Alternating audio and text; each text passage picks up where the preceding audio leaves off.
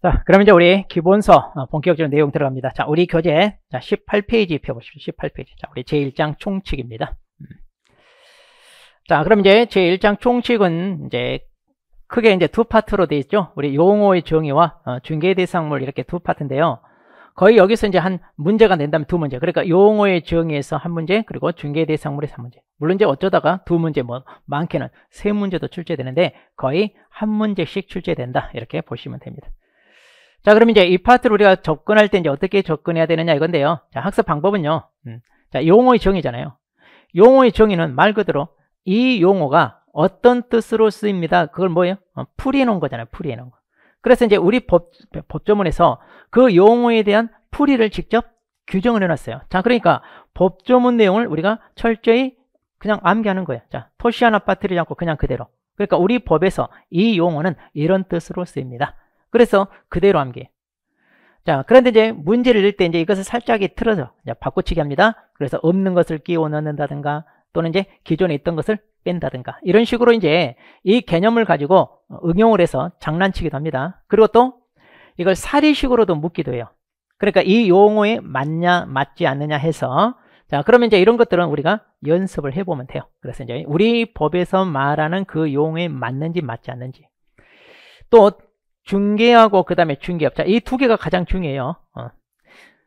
총 6개 용어의 정의가 있는데 나머지들은 그냥 우리 법에 뭐라고 규정되어 있는가 그 정도 말면 돼요.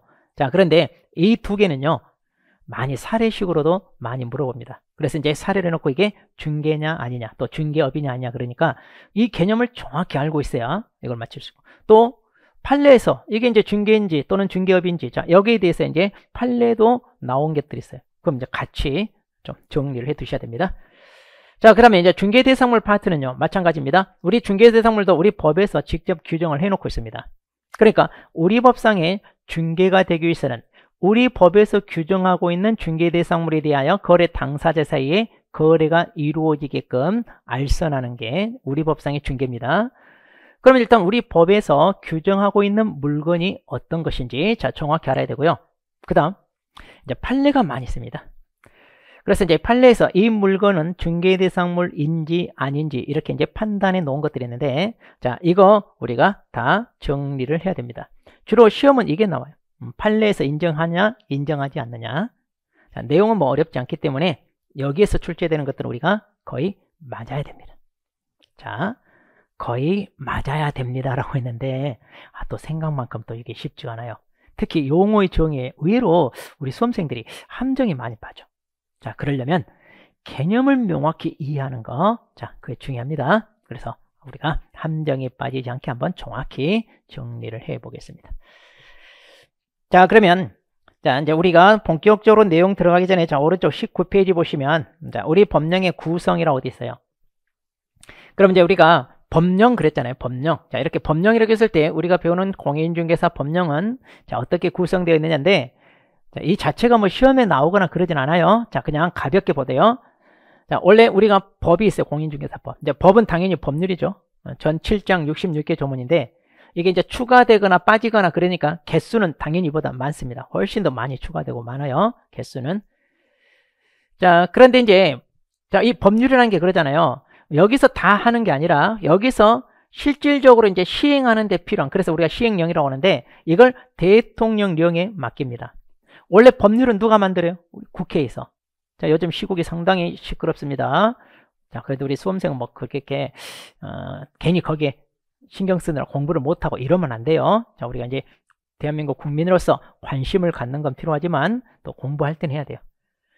자, 그러니까 이제 우리에게 필요한 어떤 권리라는 게 있잖아요. 그 권리를 부여하거나 아니면 그 권리를 제한하거나 자, 이런 것들은 다 어디에서? 국회에서 법률로 만들어요. 그런데 이제 그 법률을 집행을 하는 데가 어디예요? 행정부잖아요. 자, 그래서 이제 행정부가 이걸 집행을 할 때 이제 구체적으로 어떻게 할 건지. 그러니까 한마디로 법률은요, 뼈대만 만들고요, 시행을 위한 구체적인 내용들은 이제 대통령령에 맡겨요. 왜냐? 행정부가 알아서 집행을 할 거 아니에요. 자, 그래서 이제 구체적인 내용에 대해서 행정부가 대통령령으로서 만드는 게 그게 바로 뭐냐? 시행령이에요. 자, 그래서 이제 이 법에서 위임한 내용을 가지고 이렇게 만듭니다. 여기도 이제 법조문이 좀 되죠. 그리고 이제 또요, 다시 대통령령에서 위임을 하는데 어디에다가 국토부령에다 위임합니다. 이제 이걸 갖다 우리가 시행규칙이라고 그러는데, 그러면 이제 더 세부적인 거.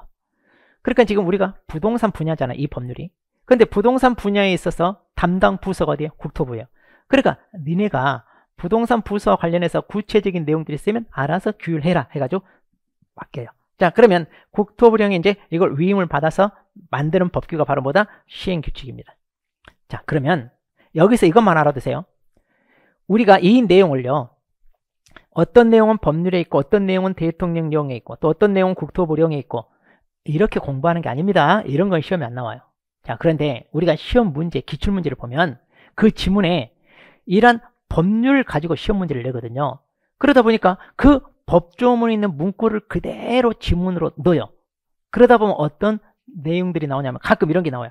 이러이러한 것은 대통령령으로 정한다. 또 국토부령으로 정하는 바에 따라 뭐 이런 말 나와요. 그럼 우리 수험생들은 당황해요.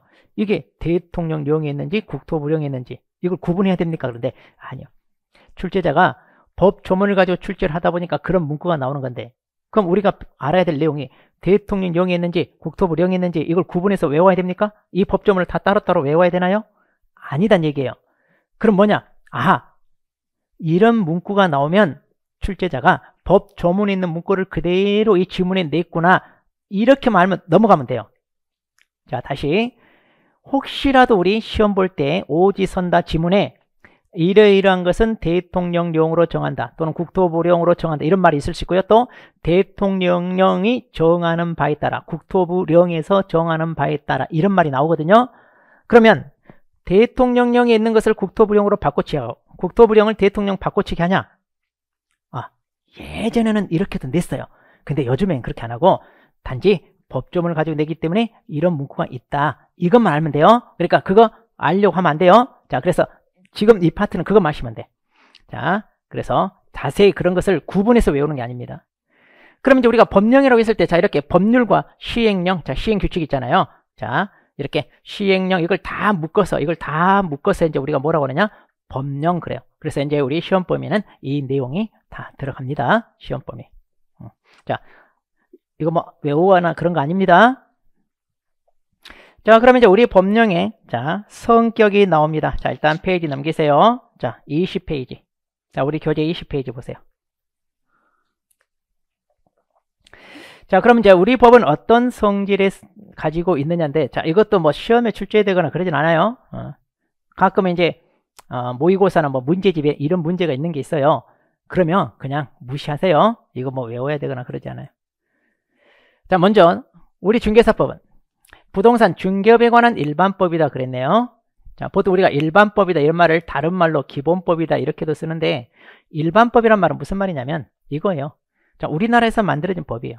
그럼 이 법이 대한민국 어디에서나, 그러니까 전국이죠. 그 다음에 누구에게나, 자, 남녀노소 불문하고 누구에게나 다 적용됐을 때 이걸 일반법 그래요.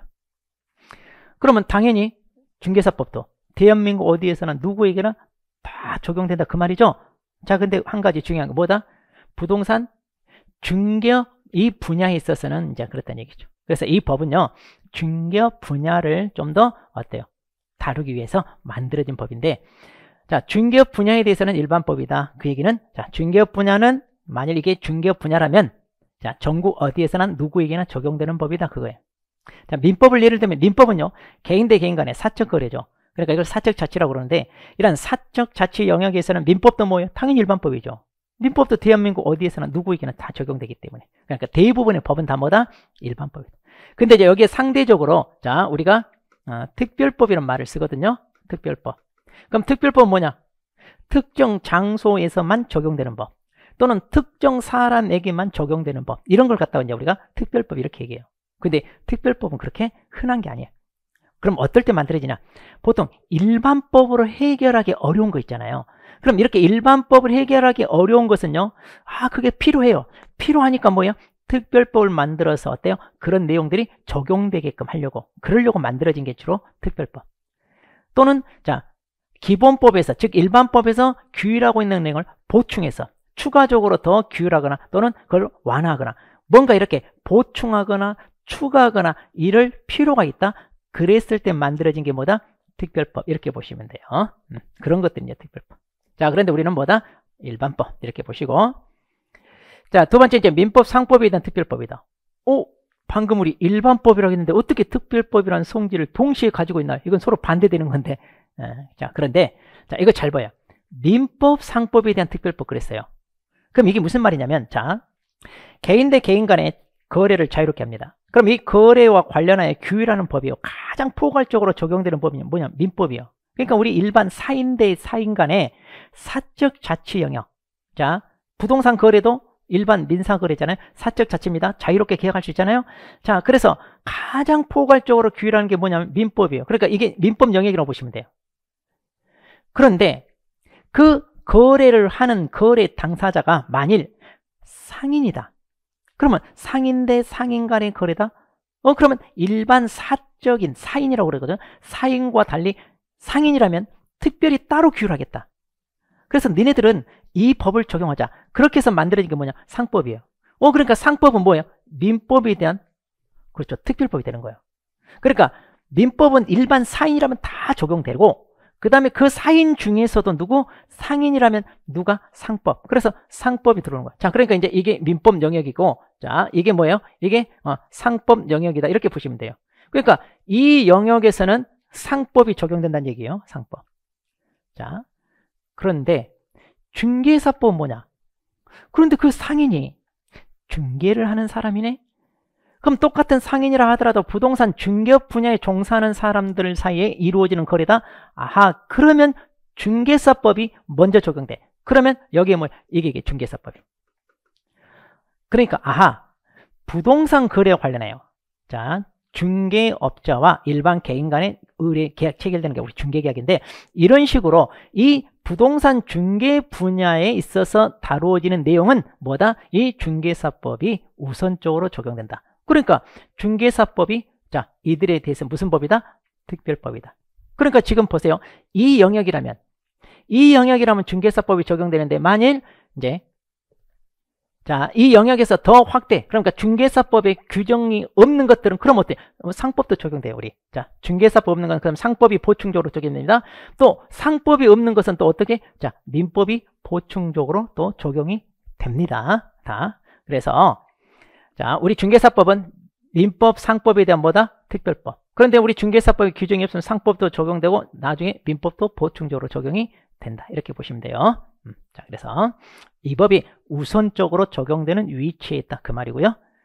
세 번째, 중간법 그랬어요. 자, 그럼 중간법이란 말은 뭐냐면, 자, 법을 분류를 합니다. 근데 옛날에 법학자들이 이 법을 분류하는 데 있어서 정말 다양한 견해를 다양하게 분류를 합니다. 근데 이제 그 중에 가장 많은 지지를 받고 있는 법 분류가 뭐냐면, 크게 법은 공법과 사법으로 분류하는 거. 그래서 이제 공법과 사법. 자, 그러면 이 공법 사법 분류하는 것도 저기 독일의 유명한 법학자 있어요. 아주 천재 중에 천재인데 20대 때 이런 논문을 발표해 가지고 이제 분류한 그런 내용인데요. 공법은 뭐냐면 한마디로 뭐야? 국가 공권력이 개입되는 영역. 그러니까 이제 명령과 내리면 거기에 따라 복종해야 되는 상하 이런 구분이 있는. 자, 그래서 국가 공권력이 개입되는 영역을 뭐라고 한다? 우리가 공법이라고 그래요. 그래서 아마 여기 부동산 공법 그랬잖아요. 부동산 공법이라고 했을 때는 뭐야? 주로 국가가 어때요? 정책적으로 항상 시행하니까 따라야 되는 그런 내용들이잖아요. 그래서 대표적인 공법이 뭐냐? 형법 같은 게 대표적인 공법이죠. 이렇게. 그 다음에 행정법 이런 것들 어때? 우리는 행정청과 개인. 그러면 우리는 거기 공권력을 따라야 되는 이런 영역. 자, 이런 게 공법. 그 다음에 사법은요. 자, 이런 공권력이 적용되지 않은 말 그대로 사적 자치 영역이 적용되는 게 뭐다? 사법이에요. 자, 그럼 공법과 사법 이렇게 구분하는데요. 자, 이게 아예 동떨어져 있냐? 그게 아니라 이렇게 어중간하게 섞여 있는 법이 또 있어요. 그러니까 이제 공법, 사법을 보니까 이게 두 개 뭐예요? 섞여 있죠. 이걸 그래서 혼합법 이러고요. 아니면 공법과 사법 이렇게 중간에 있다. 그래서 중간법. 이거 다른 말로 그래서 뭐라고 한다? 혼합법 이렇게 되게요. 혼합법. 그러니까 무슨 얘기냐면 우리 중개사법은 아하 공법적인 성형, 그 다음에 사법적인 성격을 다 가지고 있다. 즉 그러한 내용들을 담고 있다는 얘기예요. 그러니까 우리 중개사법은요. 자, 개인 대 개인 간의 부동산 거래를 우리 개공사가 알선합니다. 이건 사적 자치예요. 사법 영역이에요. 그런데 자, 우리 개업 공인중개사가 중개를 하다가 당사자에 피해를 입혔어요. 그럼 거기에 대해서 행정청이 행정처분 또는 벌칙을 부과합니다. 이것은 뭐예요? 공권력이 개입되는 거예요. 즉 공법 영역이라는 얘기예요. 자, 그래서 우리 중개사법은 이렇게 공법적인 성격을 가진 규율, 사법적인 성격을 가진 규율이 서로 섞여 있는 뭐다? 중간법 또는 혼합법이다. 이렇게 얘기를 하는 겁니다. 자, 네 번째 실체법. 그런데 실체법은 주로 권리 의무 관계를 규율하는 내용을 담고 있을 때 우리가 실체법 그래요. 그러니까 대부분 우리 권리 의무 관계를 규율합니다. 대부분의 법들이 그러잖아요. 그런데 이제 이와 반대로 우리가 절차법이라는 게 있어요. 절차법 말 그대로 절차를 다루는 법. 우리 대표적인 게 형사소송법, 민사소송법 있죠. 그러니까 이건 재판 절차를 규율하는 법입니다. 이런 게 주로 절차법 그래요. 그런데 우리는 자, 우리 부동산 거래와 관련하여 자, 개인들이 갖는 권리 의무 관계를 주로 담고 있기 때문에 우리는 뭐라고 부른다? 실체법. 물론 이제 절차적인 게 아예 없는 건 아니에요. 우리가 등록하기 위한 등록 절차를 할지, 또 거래정보 사업자 지정을 받기 위한 지정 절차를 할지, 또 우리 부동산 거래 신고 파트에서 토지거래 허가 절차 또는 토지거래 허가를 지정하는 지정 절차, 자, 이런 것들이 조금 있긴 있어요. 그런데 그거 가지고 절차법 이렇게 얘기하지는 않아요. 그리고 이제 국내법이다. 당연하죠. 이 법은 국내에서만 적용되지 우리가 만든 법을 미국, 일본에다 같이 적용할 리가 없죠. 자, 그래서 우리 중개사법의 성격 이렇게 살펴봤습니다. 시험하고는 상관없고요. 그냥 여러분이 배경 지식이다 이렇게 생각하세요. 자, 그러면 이제 21페이지로 갑니다. 이제 법 제정 목적인데요. 자, 그럼 이제 본격적으로 이제 우리 법조문입니다. 자, 어떤 법이든 제1조가 이 법을 왜 만들었는지 목적 조항을 담고 있어요. 그러니까 어떤 법이든지 제1조가 뭐예요? 다 목적이에요. 그래서 거기 우리 박스 안에 보시면 법 제1조 해가지고 가로 열고 목적 그랬죠.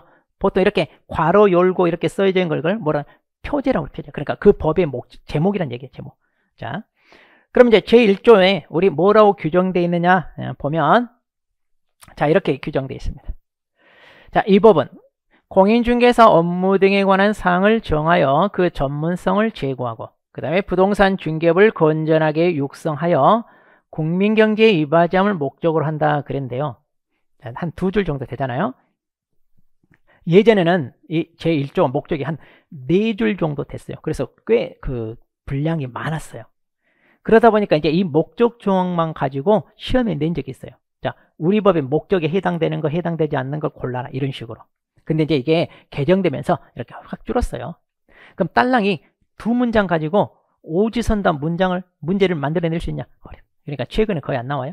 근데 예전에는 한 15년 전만 하더라도요. 이거 아주 출제가 잘 됐어요. 한 10년 동안 한 해 출제되고 한 해 출제 안 되고 또 한 해 출제되면 그 다음에 출제 안 되고 그럼 작년에 출제 안 됐으면 올해 거의 출제돼. 그러니까 아주 놀라운 규칙을 가지고 한 10년 가까이 이렇게 계속해서 출제된 적도 있어요. 자, 근데 지금은 출제할 만한 거리가 조금 부족해요. 자, 그러니까 이거 출제 잘 안 됩니다. 안 되는데 자, 일단 뭐라고 규정되어 있는지만 우리가 한번 봅시다. 자, 여기서 이제 이 두 문장, 자, 2줄로 된 한 문장인데 이걸 이제 목적을 우리가 조금 분석을 하자면 자, 크게 3가지로 분석할 수 있어요. 자, 이 법은 그랬잖아요. 여기서 공인중개사 업무 등에 관한 사항을 정하여 그 전문성을 제고하겠다 하나. 뭐 이것은 이제 우리 교재 같으면 이걸 구분해서 이렇게 또 보는 사람도 있는데 자, 이거예요. 이 법은요. 공인중개사 업무. 자, 이 공인중개사 하는 업무가 뭐 이게 이제 중개 업무란 얘기예요. 중개 업무. 그러니까 이제 부동산 거래와 관련하여 중개를 하는데 아무나 하는 게 아니라 공인중개사라고 하는 전문 자격을 취득한 사람이 해야 된다 이 말이에요. 우리 부동산이 그러잖아요. 한두 푼도 아니고 고가의 물건이에요. 또 부동산 거래와 관련해서 법률 관계 굉장히 복잡해요. 또 부동산 특성에 대해서 우리가 잘 아나요? 몰라요. 그러다 보니까 이런 거래를 우리가 하는데 거래하는 당사자들도 자기도 잘 몰라. 법률도 모르고 부동산도 모르고. 그런데 한두 푼도 아니고 상당히 고가야. 그러니까 얼마나 신중에 신중을 기해서 계약을 해야 되겠어요. 그래도 우리가 계약을 잘못해서 어때요? 막 분신자살하고 막 그러잖아요. 보증금 떼이고. 그래서 이런 거래를 누가? 전문가가 하자 이거예요. 전문가. 그래서 그런 일을 할 만한 전문 지식과 자격을 갖췄다고 우리가 인정해 주는 사람 누구예요? 공인중개사. 그래서 공인중개사 여기 내용을 정해요. 그래서 그 전문성을 제공하겠다. 그러니까 이제 공인중개사라고 하는 전문 자격을 가진 사람이 이 업종에 종사하게 하려고 그 내용을 담고 있다 그 얘기예요. 자, 그리고 또 여기 부동산 중개업을 건전하게 육성한다 그랬잖아요. 그렇죠? 그러면 이 법은 자, 어떤 분야를 다루냐면 자, 여기 잘 보세요. 부동산 중개업입니다. 그러니까 우리가 부동산업 그러면 엄청 범위가 넓어요. 자, 부동산 투자업, 부동산 금융업, 부동산 개발업, 부동산 임대업 엄청 많아요. 그 많은 부동산 업종 중에서도 우리 법은 어떤 영역을 담당한다? 중개 분야를 담당한다 그 말이에요. 그래서 부동산 중개업을 건전하게 육성하자. 왜? 이렇게 공인중개사라는 전문 자격을 가진 사람이 이 거래를 알선해야 사고가 나지 않을까요? 자, 그래서 중개사고도 줄어들고 거래하는 사람들은 서로 원만하게 하자 없이 자, 계약이 체결되게끔. 그래야 이 중개업이 제대로 돌아갈 거 아니냐 이 말이에요. 자, 그 다음에 세 번째, 국민경제에 이바지하겠다. 좋은 말이죠. 자, 그 얘기는 뭐냐? 이때 국민이란 말은 우리 거래하는 당사자들 있죠. 자, 부동산 거래하는 당사자들이 자기가 원하는 조건에 맞게 계약을 합니다. 서로 윈윈 할 수 있게끔. 그러면 자기가 원하는 목적에 맞게 서로 이익을 가져가겠죠. 서로 쌍방이 다. 그래서 결국은 뭐다? 국민경제에 이바지하기 위한 법이다. 이렇게 해서 이제 우리 법 목적을 분석해 볼 수가 있습니다. 자, 여기서 조심할 건 이것만 좀 조심하세요. 우리는 부동산업이 아니라 그 중에서도 뭐다? 중개업 분야. 그럼 이 중개업 분야를 건전하게 육성하기 위해서 공인중개사라는 전문 자격증 제도를 도입하는 거고, 그렇게 함으로써 어때요? 중개 사고가 나지 않고 원만하게 이런 계약이 이루어지게끔 하는 거다. 이렇게 이제 볼 수 있습니다. 자, 그 다음에 이제 우리 용어의 정의 자 들어가겠습니다. 자, 그럼 이제 용어의 정의가 우리 거기 법조문 제2조에 나와 있는데 총 몇 개냐면 자, 우리 22페이지까지 넘겨보면 총 6개가 나오죠. 자, 용어의 정의가 자, 중개부터 시작해서 중개업, 그 다음에 공인중개사, 개업공인중개사, 소속공인중개사, 중개본 이렇게 6개가 있습니다. 자, 그러면 용어의 정의 자, 어떻게 한다고요? 이게 어떤 뜻으로 쓰였는가 풀이해 놓은 게 정의라고 그랬잖아요. 자, 그럼 이런 용어의 정의는 어떻게 하자? 우리 법에 규정된 대로 일단 암기하는 게 좋습니다.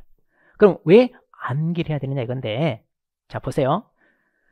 일단 용어가 딱 6개인데 왜 6개만 골라서 풀이했냐면 이거 먼저 아셔야 돼요. 자, 우리 중개나 중개업 봐봐요. 우리 업종에서만 쓰이나요? 그거 아니죠. 중개다 중개업이다. 그럼 이건 부동산 파트가 아니라 다른 업종에서도 어때요? 이런 말 쓰이죠? 그렇잖아요. 도매, 송해, 상인간에 중개한다.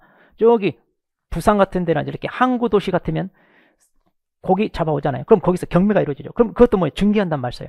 자, 중고자동차 시장에서요. 중고자동차를 사겠다는 사람한테 판매합니다. 이걸 이제 우리 딜러라고 하는데 그게 뭐 중개한다 이 말이에요. 중개. 자, 청과물 시장, 야채 시장 많아요. 그러니까 이렇게 중개란 말은요. 아주 많이 쓰여요. 우리 주식시장에서도 주식 중개한다 이러잖아요. 그러면 왜 여기에다가 용어의 정의를 했을까? 자, 그건 이거예요. 다른 업종에서도 쓰이지만 우리 업종에서는 그들과 같은 뜻이 아니라 다르게 여기에서는 이런 뜻으로 쓰입니다. 이렇게 할 거예요. 이렇게. 그래서 똑같은 중개란 말이지만 의미가 같다 다르다. 그래서 우리 법에서는 이런 뜻으로 쓰이니까 이런 뜻으로 쓰인다는 걸 알고 있으세요. 그거예요. 그렇게 해서 용어를 알아야 우리가 어때요? 이 법령 내용을 다 이해할 거 아니에요. 그러니까 용어의 정의가 필요한 거죠. 자, 그리고요. 여기 보면 뭐 소속공인중개사, 뭐 중개보조 이런 말들이 있어요. 보통 우리 다른 업종에서는 흔하게 듣지 않아요. 그럼 어디서? 여기에만 있어. 그럼 무슨 얘기냐? 자, 이 법에서 처음으로 등장하는 용어들이에요. 그러면 이 용어의 뜻이 뭔지 우리가 알아야 하잖아요. 알아야 나중에 이 법조문을 어때요? 이해를 하잖아요. 자, 그래서 자, 정리하자면 용어의 정의를 왜 합니까? 라고 하면요. 자, 똑같은 단어지만 다른 업종에서는 쓰이지 않고 이 법에서는 이런 뜻으로 씁니다. 그러니까 다른 데서 쓰이는 뜻과 구별하기 위해서 이걸 할 필요가 있다. 정의를 할 필요가 있다. 그랬을 때. 그리고 다른 데서는 쓰이지 않고 오직 여기에서만 쓰는 용어가 있어요. 그럼 이 용어가 어떤 뜻인지를 보여주기 위해서. 자, 그러려고 하는 거예요. 자, 그러니까 이걸 있는 그대로, 토시 그대로 우리가 정리를 하는데, 그럼 왜 우리가 우리 법조문에는 그대로 해야 되냐면, 자, 예를 듭니다.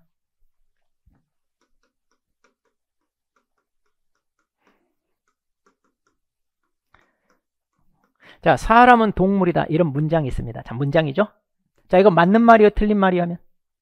어때요? 맞는 말? 아, 틀린 말? 아, 맞는 말이죠. 그럼 반대로 사람은 식물입니까?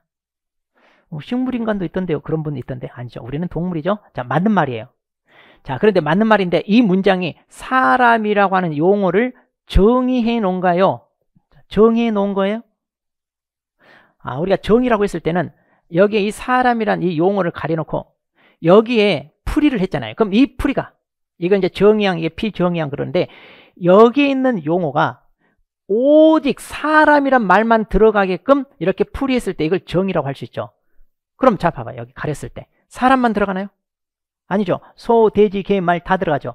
아하, 그 말은 맞는 문장인데 용어의 정의라고 할 수 있다 없다? 그렇죠. 없다는 얘기예요. 그럼 우리가 용어의 정의라고 했을 때는 방금 말한 것처럼 여기 딱 사람이란 말만 들어가게 풀이가 되어야 돼. 자, 그럼 뭔가 부족하죠. 자, 보충합니다. 자, 여기다 이 말을 집어넣어 볼게요. 자, 사람은 이성적 동물이다. 자, 그럼 여기에다가 어때요? 소, 돼지 말 들어가요? 사람만 들어가요? 사람. 침팬지는요? 침팬지도 어느 정도 지성이 있지만 그래도 사람처럼 이성적 동물이란 말은 안 쓰잖아요. 아, 그럼 여기 사람이란 말만 들어가니까 이럴 때는 용어의 정의가 바르게 되었다. 이렇게 얘기할 수 있다 없다? 있죠.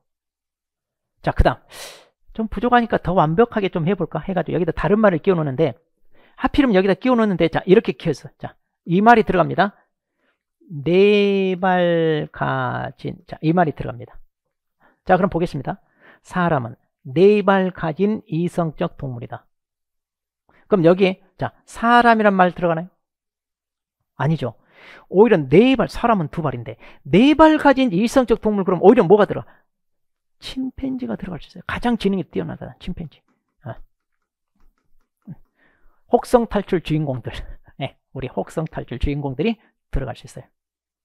그러니까 참 무슨 말이에요? 자, 봐봐요. 용어의 정의라고 했을 때 우리 법에서 정의는 그대로 해야지 여기에 중요한 말을 빠뜨린다 그러면 의미가 달라지고 또 필요 없는 말을 이렇게 끼워 넣어버리면 또 의미가 전혀 달라집니다. 그러니까 이런 식으로 함정을 파는 거예요. 그래서 여러분들은 어떻게 접근해야 되느냐? 우리 법에 규정된 그대로, 법조문 그대로 이걸 암기해. 그래야 헷갈리지 않습니다.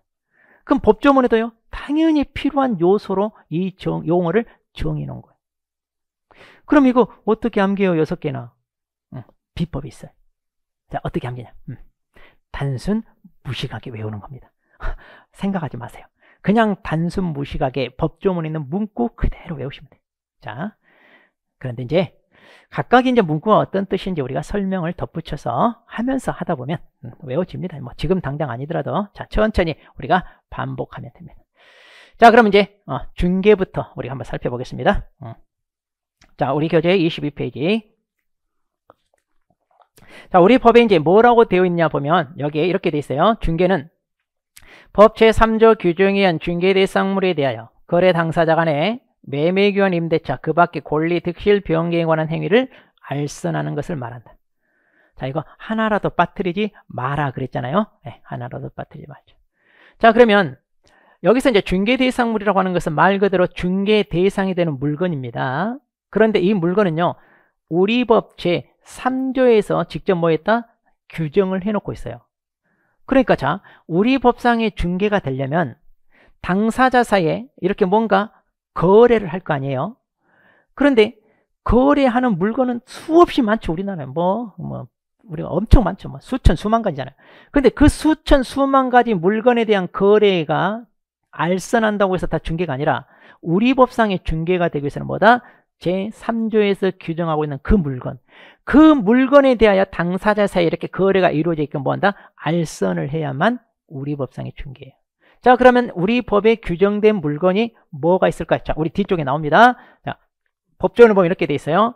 토지가 있고 건축물, 그 밖에 토지 정착물, 그리고 임목, 공장재 등 광업재.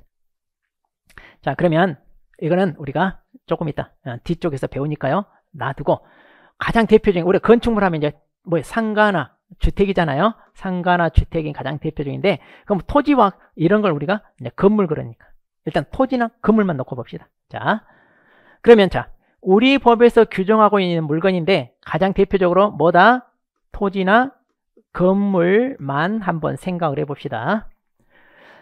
자, 그러면 이걸 이제 줄여서 어떻게 얘기하냐면 이렇게 얘기해요. 우리 법에서 직접 규정했다. 자, 법에서 직접 규정을 하고 있다. 그래서 이걸 줄여서 법정 중개 대상물 그렇게 얘기합니다. 한마디로 이제 부동산이에요. 부동산.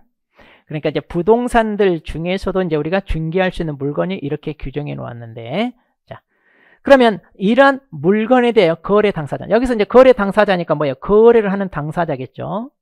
그러면 이런 거래, 다시 말해 이 물건에 대한 거래가 어떤 형태로 이루어지나요? 매매, 교환, 임대차 형태도 있고요. 이것만 있는 게 아니라 또 부동산 거래는 많아요.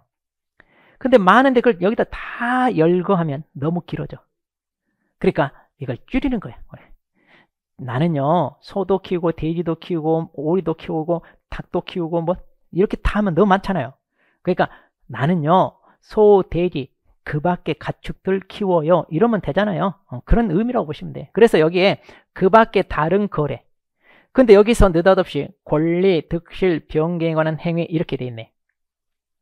그럼 이게 무슨 말이에요? 어렵죠. 자, 우리는 뭘 배워요? 법을 배웁니다. 법을 배우는데 그 법에서 사용되는 용어들이 뭐예요? 법률 용어예요. 근데 이제 법률 용어가 무슨 뜻인지 풀이한다고 해놓고 그 풀이하면서 사용되는 용어도 법률 용어예요. 그러니까 이제 이게 어렵죠. 자, 그런데 이런 말들을 우리가 어디서 배우냐면 민법에서 배웁니다. 그렇죠? 우리 민법. 아마 여러분들이 권리, 득실, 변경행위. 자, 이런 권리가 취득 또는 상실 또는 변동됐다 이 말이에요. 그러니까 권리가 없다가 생기고 있다가 없어지고 내용이 바뀌고 이런 것들을 우리가 뭐라고 하냐? 물권 변동, 그래. 변동이 생긴다. 한마디로 또 권리 변동 이렇게 얘기합니다. 자, 그런데 이렇게 권리가 변동되는데 아마 민법에서 이거요. 법률 행위에 의한 이란 변동이 있고요. 아니면 법률 규정에 의한 변동이 있고 그래요. 둘로 나눠요. 법률 행위란 말은 보통 이제 민법에서 또 법률 행위가 또 다양하게 나눠지죠. 보통 이제 단독 행위냐, 합동 행위냐, 뭐 계약이냐 이러는데 우리가 다루고 있는 것은 여기서는 다 뭐다? 계약을 얘기해, 계약. 그래서 여기 매매 계약, 교환 계약, 임대차 계약, 다 계약입니다. 이렇게 계약에 의해서 이제 권리가 변동이 되죠. 권리가. 그러면 법률 규정은요. 자, 이게 뭐냐면 우리 대표적으로 이제 상속이랄지 뭐 경매랄지 자, 이렇게 있는데 자, 이게 무슨 얘기냐면 이거예요. 자, 여기서 권리 득실 변경 행위를 자, 제가 예를 들어 설명합니다. 자, 이 주택에 대해서 갑과 을 사이 매매를 한다고 해봐요. 자, 그럼 이 사람이 매도인, 자, 이 여자분이 매수인인데, 자, 이 주택이 바로 뭐 이제 여기 물건이죠. 이 물건에 대해 매매를 하는데, 자, 그럼 매도인이 이 집을 을한테 여기 매수인한테 파는 거잖아요. 그러면, 자, 이 집은 그대로 있고요. 이 집에 대한 뭐가 넘어가는 거예요? 매매를 했을 때는. 그렇죠? 소유권이라고 하는 권리가 넘어가잖아요. 그러면 원래 매도인한테는 있었던 이 소유권이라는 권리가 뭐예요? 상실, 없어지자 이 말이에요. 그리고 매수인한테는 없던 이 주택에 대한 소유권이 어때? 생기죠? 그럼 이걸 취득한다는 얘기예요. 취득. 그러죠? 여기는 상실하고요. 그러니까 아하, 매매가 뭐예요? 하면 매매는요. 소유권이라고 하는 권리가 득실 생기는 거예요. 그러니까 매매는요. 권리 득실 변경 행위다 이거예요. 그러니까 매매, 교환, 임대차 이런 것들이 다 뭐다? 네, 권리 득실 변경 행위다 그 얘기. 자, 그래서 매매는 소유권에 대하여 득실 이루어진다 이거죠. 자, 그래서 이런 것들이 다 우리가 이제 민법 시간에 배우는데 뭐다고요? 이게 계약이다. 그런데 이렇게 소유권이 매매라고 하는 계약에 의해서 자, 매도인에서 이렇게 넘어가는데 상속이나 경매에서 넘어가는 경우도 있죠. 자, 갑이 아버지예요. 아버지한테 있던 소유권이 아들 자식한테 어때요? 자, 바로 사망함과 동시에 바로 소유권이 뭐예요? 이전되죠. 이것은 민법에서 규정을 했어요. 사망과 동시에 바로 넘어간다. 그러니까 이렇게 바로 넘어가기 때문에 우리가 나서서 이것을 알선을 할 수 있어요? 없어요? 없어요. 이런 거는. 그래서 이렇게 법률의 규정에서 권리가 변동되는 것은 우리가 나서서 알선을 해야 되는데 알선을 할 수가 없다. 자, 그래서 여기 권리득실 변경 행위는 뭐다? 바로 법률 행위에서 이루어지는 건데 이 법률 행위 중에서도 뭐다? 계약을 얘기하는 거다. 그러니까 결국은 거래 당사자 사이에 이루어지는 뭐다? 계약. 어떤 계약? 바로 이 물건에 대한. 자, 그래서 중개 대상 물건에 대한 계약입니다. 그럼 이 계약이 이루어질 건 뭐 한다? 알선하는 거야. 그럼 알선이라는 게 뭐예요? 알선 이거죠. 이 두 사람 사이 매매 계약이 이루어질 건 중간에 나서서 주선하는 거. 그래서 이제 이 두 사람 사이에 협상을 해야죠. 그래서 최종적으로 합의를 이끌어내기 위한 각종 주선 활동. 이게 바로 뭐다? 알선이 되는 거죠. 이게 알선. 자, 그러면 자, 다시 정리합니다. 중개가 뭐예요? 그러면 자, 법에 규정된 물건입니다. 중개 대상물이에요. 이 물건에 대해 거래 당사자 사이에 이루어지는 이러이러한 행위. 자, 이걸 우리가 간단하게 줄입니다. 거래 당사자 사이에 이루어지는 각종 거래 행위. 자, 이걸 거래 행위. 그래서 이걸 묶어서 그냥 거래 행위 이러면 돼요. 거래 행위. 그럼 거래 행위가 이루어질 건 뭐 하는 거다? 알선하는 것을 말한다. 그러면 딱 세 마디만 기억하면 돼요. 중개가 뭐예요? 중개 대상물에 대하여 거래가 이루어지게끔 알선하는 것. 자, 이 세 마디만 기억하시면 돼요. 세 마디. 자, 이게 이제 우리는 중개다. 중개. 자, 그런데 우리 교재. 자, 22페이지 봐봐요. 우리 22페이지 맨 밑에, 자, 맨 밑에 보시면 니은번이 있잖아요. 니은번. 그런데 이렇게 알선을 해야 되는데 알선이 아니라 거기 그랬죠. 토지 개발에 대한 상담. 이렇게 상담을 하는 거예요. 이건 상담은 거래 알선이 아니죠. 아니니까 이건 중개가 아니다. 그렇죠. 중개가 아니다는 얘기예요. 그 다음에 그 또 밑에 아파트에 대한 분양 대행 그랬죠. 자, 말 그대로 분양을 대신합니다. 아파트 매매 계약이 되게끔 알선을 하는 게 아니라 분양을 대신하는 거잖아요. 그러니까 이것도 중개가 아니다. 그렇죠. 중개가 아니다. 자, 우리 교재 23페이지 갑니다. 23페이지 맨 위로 갑니다. 거기 보시면 판례가 하나 있습니다. 자, 거기 판례 보니까 자격증을 대여받은 사람이 자기 사무실 찾아온 사람과 임대차 계약을 체결했네요. 이거 잘 보세요. 그럼 이 자격증을 대여받은 사람이 자기 사무실 찾아온 사람과 임대차 계약을 직접 체결했지 임대차 계약이 체결되게끔 알선했단 말이 없잖아요. 그러니까 이것은 계약, 당사자로서 계약을 체결한 거지 알선이 아니니까 중개가 아니다. 이것도 중개는 아니다 이거죠. 그러니까 간단해요. 중개냐 아니냐 물어보면 꼭 이것만 찾으세요. 여러분. 자, 부동산, 즉 중개대상물이죠. 중개대상물에 대해 거래가 이루어지게끔 알선했단 말이 있는지 찾으세요. 그러니까 물건이 중개대상물인지, 그 다음에 거래가 있었는지 없었는지, 그리고 알선했단 말이 있는지 없는지 세 개만 찾으면 돼요. 자, 그래서 중개의 성격은 자, 지금 이 두 사람 사이 거래가 이루어지게끔 뭐 하는 거야? 알선하는 거. 자, 다시 말합니다. 중개가 뭐예요? 중개대상물에 대하여 당사자 사이에 이루어지는 거래행위. 이 거래행위가 이루어지게끔 뭐 하는 거다? 알선하는 거다. 이 세 마디만 찾으면 돼요. 그러면 이 알선하는 게 곧 뭐다? 이게 이제 우리가 중개한다 이런 말 써요. 그러면 중개의 성격은 자, 거기 뭐라고 돼 있냐면 동그라미 1번에 사실행위라. 사실행위가 뭐냐면 이거예요. 이 매매라고 하는 게 아까 우리 법률행위 그랬잖아요. 자, 이 매매는 법률행위입니다. 그런데 이 매매는요, 자, 당사자들이 하는 거잖아요.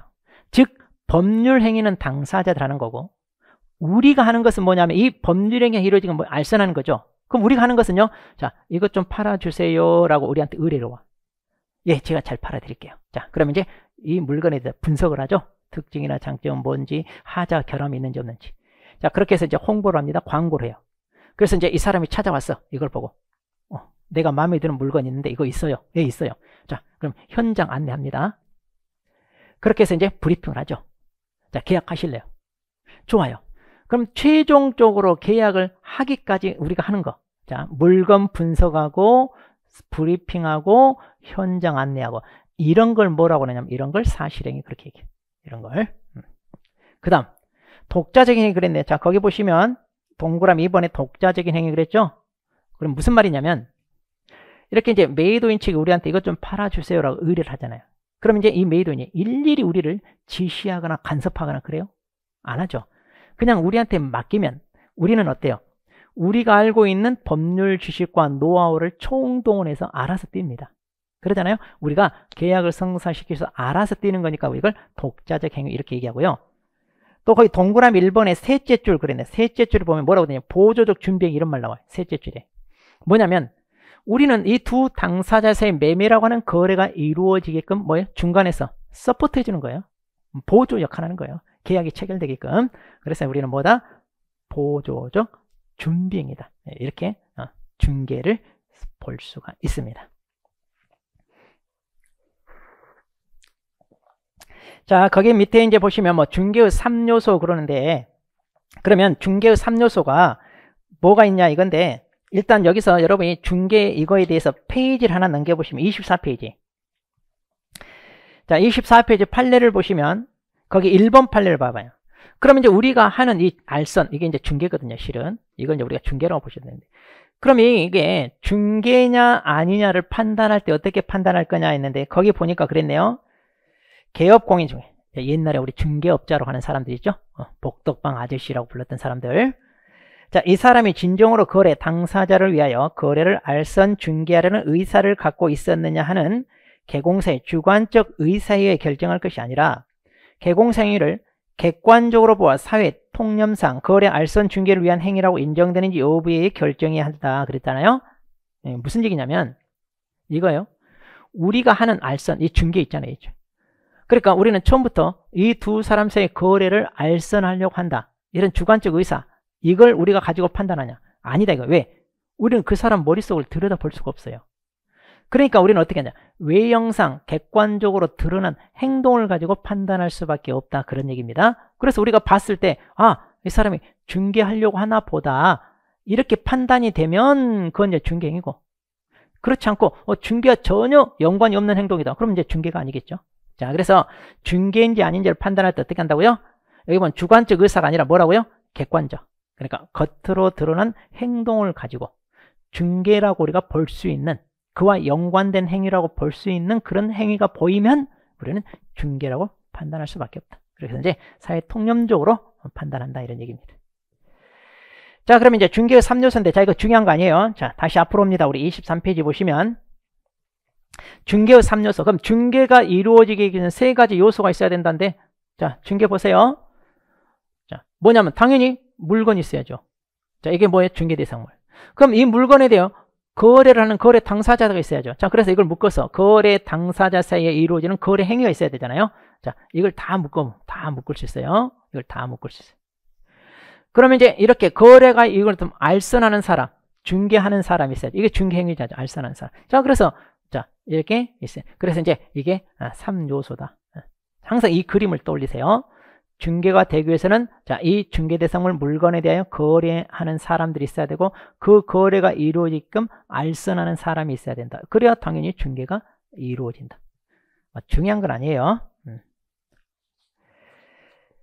자, 그 다음에 이제 두 번째 보겠습니다. 자, 우리 24페이지.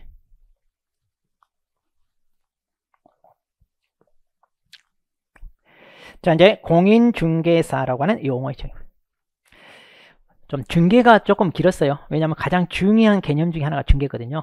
그 다음에 공인중개사, 이것은 간단하고요. 그 다음에 세 번째 우리 중개업인데 그게 조금 중요해요. 자, 그럼 먼저 공인중개사는요.